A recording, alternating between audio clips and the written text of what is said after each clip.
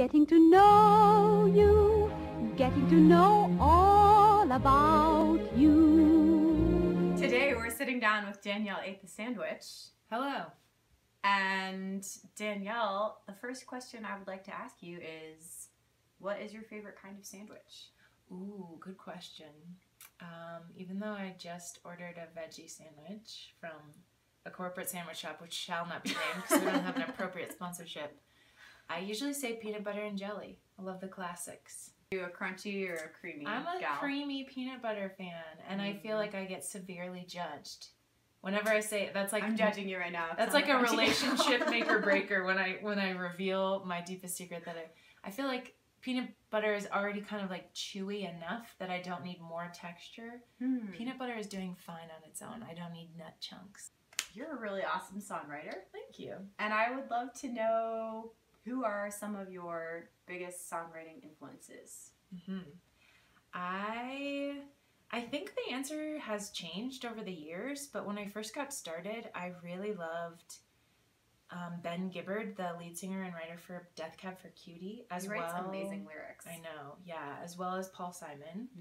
And Regina Spektor was a big influence when I first started out writing, and I love their attention to detail. And nowadays I really look up to pop singers like Lady Gaga and Katy Perry and Lorde, less so for their songwriting content, but more just how they hold and carry themselves as performers, and women who like run their own businesses to an extent. So those are my answers. Thank you for this opportunity. What is your favorite part of writing a song? I love the lyrics.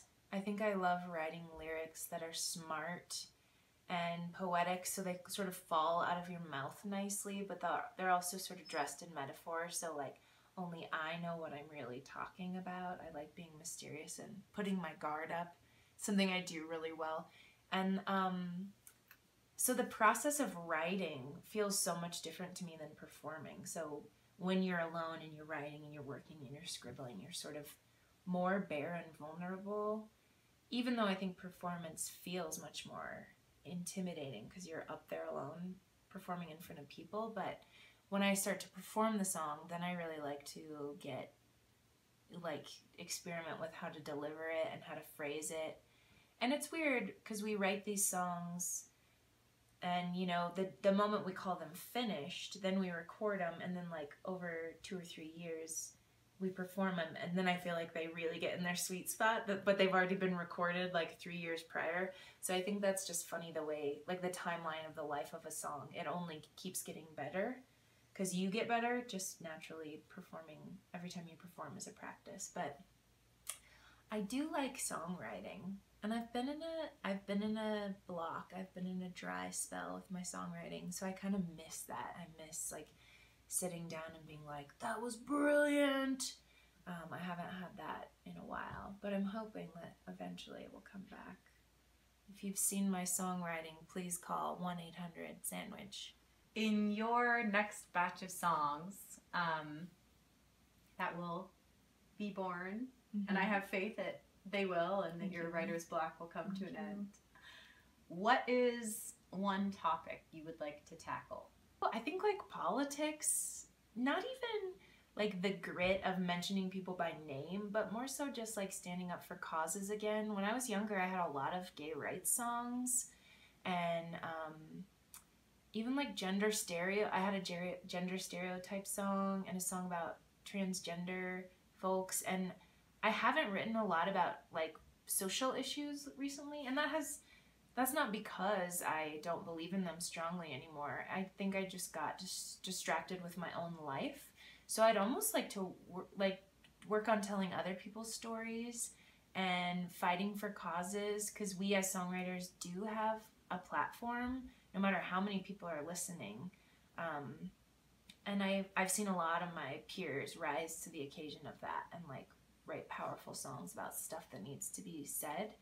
And I also kind of want to like write about historical figures. There's so much to write about, and I think Hamilton really stole the content on that one. Hamilton really, I know. Now I can't write my musical about Alexander Hamilton that I was gonna do.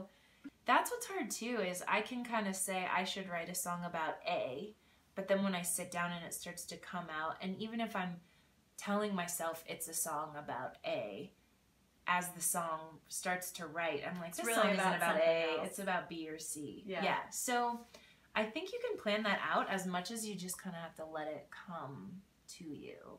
In a fight between a slice of pizza and a hot dog, who would win? I think a pizza would win. The hot dog has more components. It's got like the wiener and the bun, so they could like separate and gang up. But I just think a pizza has more chutzpah. Who would you want to play you in the movie about your life? Drew Barrymore. I've thought about it a lot. Every time I say that, people are like, really? But I think she's really cool. And she's sort of like flaky. I'm pretty flaky. And she always has like bohemian hair. And that's my dream hair, is like sort of wavy and bohemian. I always think of her as a blonde. Yeah, I do too. But in this movie, I could be blonde, or she could dye it brunette. She just seems very nice. She does. She seems nice. genuinely nice because Yeah. she's flaky. Do you have a favorite song of yours that you've written? Afterwards. That's such a good one. Yeah, it's one of the first ones I wrote. It's on my first album, and so I wrote it probably in 2006 or 7. So that's cool that it's stood the test of time. And it's a song about breaking up and just sort of like how you eventually start to forget a person as you get over them, and like the weird things you just automatically click into of like when you break up with someone, like we won't attend the same social functions anymore because we're not sharing our friend group. And so it's a sad song, and it's a really simple song played on guitar, but it's one of my favorites. Forever. Nope. Let me try again. Feverish and hot, and I was like, I think I have to like really number 2 right now. Mad guitar solos. Your search engine optimization. There you go. Iron. We're learning a lot today on Between Two Songwriters. It's harder to get up on the right side of the bed these days. Footsteps in snow make me feel less alone.